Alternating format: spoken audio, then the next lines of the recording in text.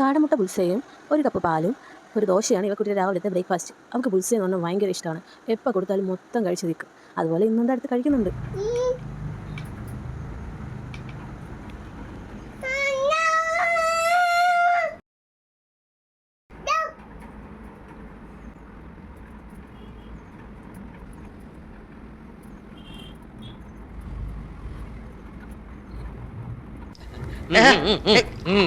കൂടുതലാവും. Hey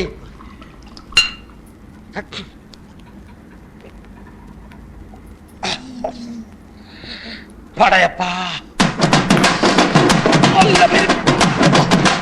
എന്താ വെട്ടോളി, തീ അങ്ങോട്ട് എരിഞ്ഞ് കേറുന്നുണ്ടല്ലേ?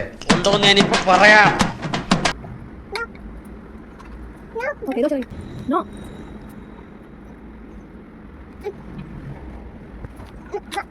No, no, no.